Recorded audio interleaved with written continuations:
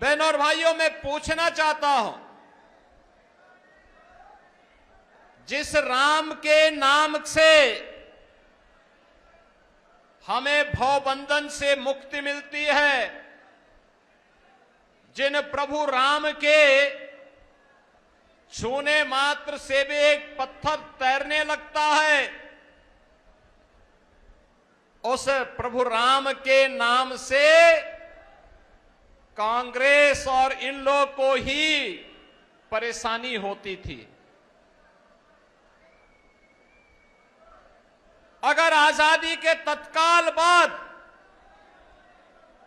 अयोध्या में राम मंदिर का निर्माण नहीं हो पाया, तो इसके लिए ये सेकुलरिज्म का लबादा ओढ़ने वाले दल जिम्मेदार हैं, जिनका एक ही प्रयास था, एन केन प्रकारेण भारत की आस्था को अपमान करना, भारत के महापुरुषों का अपमान करना। कांग्रेस भी और इन लोग भी लगातार जीवन भर यही कार्य करती रही।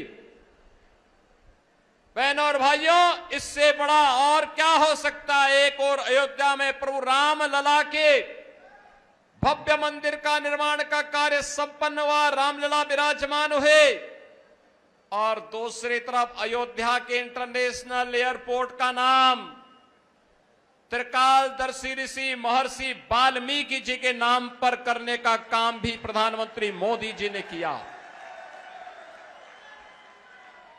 बहनों और भाइयों, मैं इसीलिए कह रहा हूं, ये कांग्रेस हो या इन लोग, ये जितने भी दल हैं, ये अपने परिवारवाद में इतने मस्त हैं।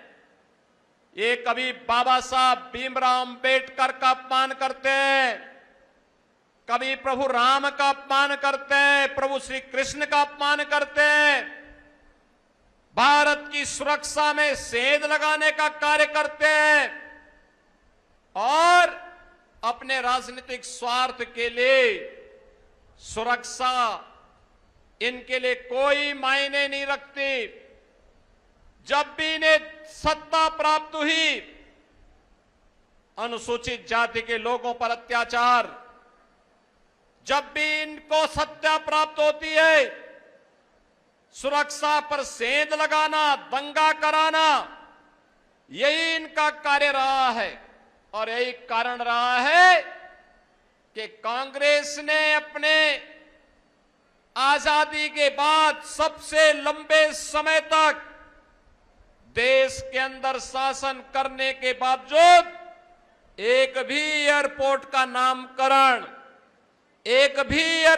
नामकरण महर्षि वाल्मीकि के नाम पर नहीं किया। एक भी एयरपोर्ट का नामकरण संत रविदास जी के नाम पे नहीं किया।